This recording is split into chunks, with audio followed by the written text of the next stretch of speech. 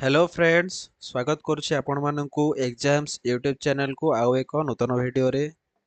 तो आज वीडियोटी आपण मन पई गोटे स्किल रिलेटेड गोटे नोटिफिकेशन देखिया मिली जोटा कि आपणकर स्टेट बैंक ऑफ इंडिया तरफ देखिया मिली। तो से स्किल कौन आप शिखिपारे कौन रही तार अपडेट सब मुझे देवी केमती अप्लाई करेंगे कौन तार सिलेक्शन प्रोसीजर रोचे आपन को केउ केउ सब्जेक्ट को फॉलो करिया पड़िवो। तो स्किल टी आपणकर केते वर्षर कॉन्ट्रैक्ट रोचे कि केमती रोचे कौन से सब आम डिटेल से वीडियो रे आज डिस्कशन करवा। ठीक अच्छे तो चलतु डेरी न करी वीडियोटी आरंभ करवा एवं वीडियोटी आरंभ करने पूर्व मुझे गोटे रिक्वेस्ट करने चाहूँगी जे आपण मैंने सब कौन ना देखुं वीडियोटी को हेले कहीं भी लाइक करूना कि चैनल को सब्सक्राइब करना। तो मोर यहाँ गोटे रिक्वेस्ट आपको रे आपण मैंने वीडियोटी देखु भलसे बुझंतु जदि भी वीडियोटी आपको पसंद लगुच तेज लाइक गोटे गोटे निहाती करदेवे और चैनल टी को सब्सक्राइब कर बेल आइकन टी प्रेस करदेवे जमती कि जहाँ भी फर्दर मु वीडियो अपलोड करी ता आपण पाखे आगे पहुँची जीव। ठीक अच्छे देखीदे नोटिफिकेशन टी कौन आसी। तो आप देखिपे नोटिफिकेशन टी आपको एसबीआई तरफ देखा मिली जोटा कि रही स्टेट बैंक ऑफ इंडिया। ठीक अच्छे तो स्टेट बैंक ऑफ इंडिया तरफ आपको नोटिफिकेशन देखा मिली कौन रही notification T. Notification T actually आपको कहूँ engagement of apprentice under the apprentice act 1961। ठीक अच्छे जो अप्रेंटिस एक्ट 1961 रहा से आपण मानकर जो अप्रेंटिस एंगेजमेंट करा जाए अप्रेंटिस मान रिक्रुटमेंट करा जाए बा गोटे संस्था रे अप्रेंटिस मानकु गोटे 1 ईयर स्किल शिखिया सहायक करने से एंगेज करा जाए सेटार देखिया मिली नोटिफिकेशन। ठीक अच्छे तो एडवर्टाइजमेंट नंबर आपको कहीदे CRPD और APPR और 2026-2707। ठीक अच्छे तो ये एडवर्टाइजमेंट नंबर। ऑनलाइन रजिस्ट्रेशन आपंकर केवेठू आरंभ होता आवेदन करने ना ऑनलाइन रजिस्ट्रेशन आरंभ हो 19/5/2026 जोटा कि 19/5 रु आरंभ होता एवं सेटा 8/6/2026 पर्यंत चलो। ठीक अच्छे आर मास 8 तारिख माने नेक्स्ट मंथ 8 तारिख पर्यंत आपण मैंने अप्लाई करेंगे। ठीक अच्छे तो अप्लाई केमती करेंगे ना अप्लाई आप ऑनलाइन मोड रे करेंगे। ठीक अच्छे या अप्लाई ऑनलाइन मोड रे करेंगे तापाई गोटे आपन को एग्जाम दवा पड़ो जेहेतु आप पोस्ट को अप्लाई करेंगे आपन को गोटे स्पेसिफिक एग्जाम दवा पड़ो जोटा कि आपंकर कौन ना टेंटेटिव मंथ रे आपन कहीदे जुलाई मसरे एग्जाम टी करा जाई पारे। ठीक अच्छे तो एबे आपण अप्लाई करूछंती अप्लाई कला परे आपण सिलेबस फॉलो करिवे पढ़ापढ़ी करिवे भलसे देखिवे तापरे से गोटे कहला जे जुलाई मासरे एग्जाम टी करा जाई पारे।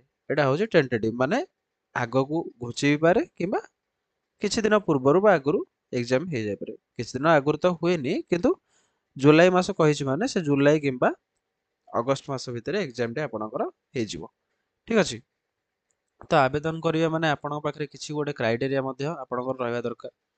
तो से कहला candidates can apply for engagement in one state only. ठीक अच्छे केवल आपण कौन ना गोटे स्टेट रू अप्लाई करेंगे आमर जमी ओडिशा रहा ओडिशा रू आपण मैंने अप्लाई करेंगे ओडिशा रू जदि अप्लाई करुछंती तेबे अन्य को स्टेट रू आपण मैंने आवेदन करेंगे ना जो स्टेट रू कर गोटे स्टेट रू ही अप्लाई करेंगे। ठीक अच्छे तापर से कौन कही candidates can appear for examination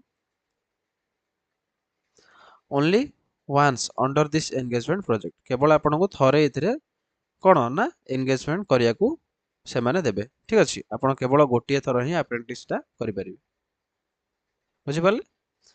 तापर सेमती कौन कहला ना केउ केउ स्टेट रे केते कौन सब वैकेंसी रही आमको अन्य स्टेट तो देखिबार नाही आमको केवल आम ओडिशा टा देखिया पड़ियो। ठीक अच्छे ओडिशा रे केते कौन आसी वैकेंसी देखि दियंतु एठी फास्ट तो रहला से लैंग्वेज को प्रिफरेबल करूछंती। ठीक अच्छे लोकल लैंग्वेज आपन को जाना थिबार अछि जेंति आपन ओडिसा रे जदि पोस्टिंग करू ओडिसा रे जदि अप्लाई करूछंती तबे आपन को ओडिया निहाती जाना थिबा दरकार। ठीक अच्छे सेमती मानकर आउ को स्टेट अप्लाई करूछंती जेमति कि छत्तीसगढ़ रे अप्लाई कले तो हिंदी आपन जानि थिबा दरकार किबा कर्नाटक रे कन्नड़ आपन को जानि थिबा दरकार। ठीक अच्छे तो ये देखिया मिली टोटाल ओडिसा रे आपन को केते ना 229 टी वैकेंसी देखिया मिली 229 कोटी वैकेंसी रहुछि सेथिरु यूआर मानक पय 94 यूडब्ल्यूएस मानक पय 22 टी एवं ओबीसी मानक पय 27 एवं एसटी मानक पय रहिछि 50 टी एससी मानक पय 36 टी पोस्ट रिजर्वेशन रे रहिछि।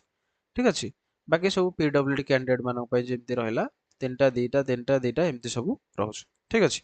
तो ये थी वैकेंसी केते गोटी पदवी आपको देखा मिलूँ जो अप्रेंटिस करेंगे केते गोटी आपंकर वैकेंसी रही ठीक अच्छे।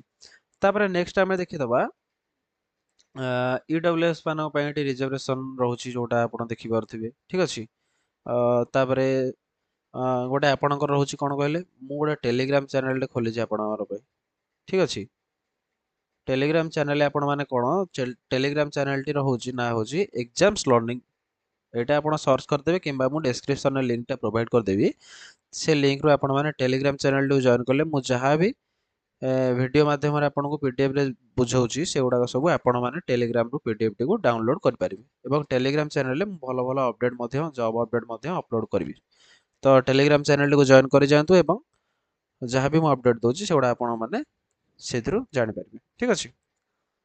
तापर आपण मान कौन रहा एगुड़ा सब आपणकर स्टेट वाइज आपणकर जो देछि तो डिस्ट्रिक्ट रे से स्टेज रे जो जो डिस्ट्रिक्ट अच्छी से केते गोटी पोस्ट देखिए माने वैकेंसी रही से गुड़ा आपण कही जमी अनुगुल 7टा बलांगीर 7टा बालेश्वर 10टा भद्रक सॉरी बरगढ़ 8टा भद्रक 4टा बौद्ध 3टा। तो ये भाव सब पोस्ट गुड़ाक अलग अलग डिस्ट्रिक्ट रे अलग अलग पोस्ट सब रही ठीक अच्छे। तापर आपणकर ये मैक्सिमम आपको केते मिनिमम केते एज होता दरकार ना मिनिमम आपको 18 वर्ष एवं मैक्सिमम आपको 28 वर्ष बयस होता दरकार। तो 18 सॉरी सॉरी 18 नुह मिनिमम आपको 20 वर्ष बयस ठीक अच्छे। से लिखी मिनिमम 20 इयर्स और मैक्सिमम 28 इयर होता दरकार ठीक अच्छे। ताहले आपण माने जाके अप्लाई करि परिबे। तापर आपको कौन कहला ये रहा पीडब्ल्यूडी मानक विजुअल इम्पेयरमेंट जो रोचे कि हियरिंग इम्पेयर्ड रोचे कि लोकोमोटर डिसेबिलिटी रोचे तो से रहा यहाँ आउ एज रिलैक्सेशन आपणकर जमती रोचे सब गवर्नमेंट रो भाया रिजर्वेशन वाइज आपको एज रिलैक्सेशन देखा मिल ठीक अच्छे। तो जदि भी आप अप्रेंटिस टी अप्लाई करूँ निहाती जाना दरकार आपंकर एजुकेशनल क्वालिफिकेशन कौन रोचे। एजुकेशनल क्वालिफिकेशन आपंकर ग्रेजुएशन फ्रॉम रिकॉग्नाइज्ड यूनिवर्सिटी और इंस्टीट्यूट माने आपंकर ग्रेजुएशन करथिबा दरकार एवं ग्रेजुएशन टी आपंकर सरीथिबा दरकार जो जो माने ए वर्ष पास आउट करजोंती से मानकर ग्रेजुएशन टी सरीथिबा दरकार ठीक अछि। आ आपंकर ट्रेनिंग रो ड्यूरेशन केते रहबो केते वर्ष आपंकर अप्रेंटिस टा चलिबो ना 1 ईयर ठीक अछि। आपण मानकू 1 ईयर रो गोटे एंगेजमेंट देखिया को मिलिबो एतरे ठीक अछि। तापर आपण तो अप्रेंटिस जॉइन करदेले सब करदेले एबे आपण कहबे हमकू सैलरी केते को मिलिबो बा आपण अप्रेंटिस रो स्टाइपेंड दिया जाए से स्टाइपेंड टा मंथली रहइबो जो केते कोन रहइबो सेटा से मते एतरे मेंशन करछन्ती जे आपण माने 15,000 टंका लेखाए प्रति मासरे आपण पाइबे ठीक अछि। 15,000 लेखाए आपण को सैलरी आकार रे दिया जिवो बा स्टाइपेंड आकार रे दिया जिवो जोटा कि These apprentices are not eligible for any other allowances or benefits जो गवर्नमेंट एम्प्लॉय मानक जो allowances मिल बेनिफिट्स मिलुची सेटा आपनको प्रोवाइड करा जिवो नाही केवल आपनको गोटे 15,000 टंकार स्टाइपेंड टी दिया जिवो प्रति मास ठीक अछि। तापर से कौन कहला ना जो आपणकर अप्रेंटिस टी कले तो अप्रेंटिस टी करिक जदि आपण वर्षे अप्रेंटिस टी करूछंदी ताले आपणकर अप्रेंटिस टी कले फायदा कोन हो आपण माने कोन बेनिफिट्स सब पाई परिबे। बेनिफिट्स माने आपण माने जो जूनियर असिस्टेंट बा जूनियर एसोसिएट सब पोस्टिंग होचंदी वैकेंसी बाहर देखुथिबे बैंक गुडा करे सेमती एसबीआई रे जदि जूनियर एसोसिएट रो वैकेंसी बाहरला तेबे सेठी आपण गोटे रिलैक्सेशन देखिया मिलियो ठीक अछि। तो जूनियर एसोसिएट सब पोस्टिंग हेबे बा वैकेंसी रे आपण जदि अप्लाई करूछंती जेमति कि एक्स सर्विसमैन मानक पई किछि गोटे बेनिफिट्स रहउची सेमती आपण माने जो अप्रेंटिस करथिबे आपण माने अप्रेंटिस टी 1 टी वंस आपण अप्रेंटिस टी सरी गला बा पीरियड टी अप्रेंटिस रो सरी जाउची तबे आपण गोटे सर्टिफिकेट प्रोवाइड करा जिवो ठीक अछि। जोटा कि आपणकर कोन होबो ना जूनियर एसोसिएट जो बाहरुची से गुडा करे आपण माने से सर्टिफिकेट माध्यम रे रिलैक्सेशन किछि पाई परिबे ठीक अछि। सेटा क्लियरली मेंशन करछि जे वेटेज और relaxation to apprentice in recruitment of junior associate shall be given as per recruitment policy of the bank as amend from time to time ठीक अछि। से कहला जे जो जूनियर एसोसिएट गुडा जो पोस्टिंग हेबे से टाइम रे आपनको किछि गोटे रिलैक्सेशन दिया जिवो ठीक अछि। वेटेज और relaxation in recruitment of junior associate will be given to the apprentice who will successfully complete the apprenticeship training in our bank जे जो माने सक्सेसफुली गोटे वर्ष जाए कंप्लीट करिसंती से मानकू ए रिलैक्सेशन टी दिया जिवो ठीक अछि। ये थिला बेनिफिट्स ठीक अछि आपण माने जो अप्रेंटिस कले जो 1 ईयर टाइम बैंक को देले तार आपण माने एटा बेनिफिट पाइबे जे आपण मानकू रिलैक्सेशन दिया जिवो ठीक अछि ठीक अछि तो ये तो थिला आपणकर बेनिफिट्स कोन आपन मिलिवो तापर आपण माने पचारिबे जे आमे माने अप्रेंटिस रे अप्लाई तो कर देलु वर्तमान आमे सिलेक्शन केमती होबु आपण सब जिन सब बुझे देले सिलेक्शन प्रोसीजर टिके बुझांतु ठीक अछि तो सेटा भी आमे देखि दबा एबे जोटा कि आपण माने देखि पारुथिबे आपण मानकर सिलेक्शन प्रोसेस कोन रहउची से कहला selection for engagement of apprentice would be based on the basis of first वाला आपण गोटे ऑनलाइन रिटन टेस्ट गोटे करा जिवो आपणकर ठीक अछि जेमते आपण माने एग्जाम दोचोंती सेही ऑनलाइन रिटन टेस्ट गोटे आपणकर हबो जदि आपण माने क्वालिफाई करचोंती तेबे आपणकर सेकेंड रे गोटे टेस्ट ऑफ लोकल लैंग्वेज माने आपणकर लोकल लैंग्वेज रो गोटे टेस्ट निया जिवो आपणकर लोकल लैंग्वेज हमर जेमती ओडिसा रहउची ओडिया सेमती जो जो जगह रे हिंदी रहला मराठी रहला इंग्लिश रहला तमिल रहला तेलुगु रहला उर्दू रहला कन्नड़ रहला तो एगुडा करे सेम तांको स्टेट रो निजर लोकल लैंग्वेज रे गोटे टेस्ट दबाकू पड़े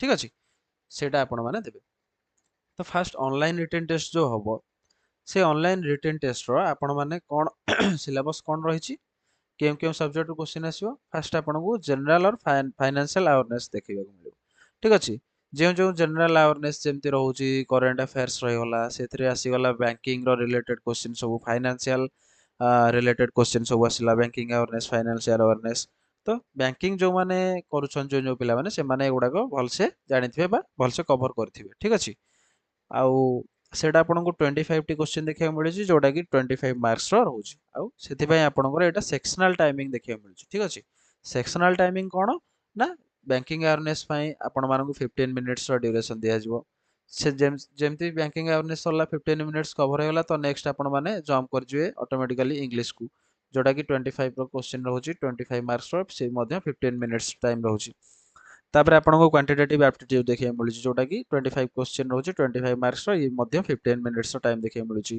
तापर आपण मानकर reasoning ability and computer aptitude रहउची ठीक अछि रीजनिंग आ कंप्यूटर दिटा को मिसी गोटे सेक्शन आसी जोटा कि आपणकर 25 क्वेश्चन 25 मार्क्स रहउची ये मध्य 15 मिनिट्स रो टाइम देखिया को मिलुची तो ओवरऑल आपण मानकु केते क्वेश्चन ना 100 टी क्वेश्चन देखिया मिलुची 100 मार्क्स रो जोटा कि 1 आवर रो ड्यूरेशन टाइम ड्यूरेशन टा रहउची एवं सब क्वेश्चन आपण मानकर इंग्लिश रे ही आसीबो ठीक अछि ये थिला सिलेबस आपण माने जे जो माने बैंकिंग सेक्टर रे बा बैंकिंग रे टिके प्रिपरेशन करथिबे बैंक को फोकस करथिबे एग्जाम बैंक रो जो स्टेट बैंक रो हो किबा आईबीपीएस रो जो बैंक गुडा रो बाहरला किबा आरआरबी रो बैंक गुडा रो जो पीओ किबा क्लर्क वैकेंसी गुडा बाहरला तो सेउडा जो माने जो पिला माने ताकू प्रिपरेशन करथिबे सेमाना पई ये टिके इजी हि जिवो याको क्वालिफाई करि जिबा इजी हि जिवो कारण से माने सिलेबस सहित आगुरु थरोली माने अटैच होइगी आसलेनी बा प्रिपरेशन कलेनी जो जहा फल रे कि से माने क्वेश्चन गुडी को देखले सॉल्व इजीली करि परिबे एवं सिलेबस प्रति एक्वेंटेड हेगी रहिथिबे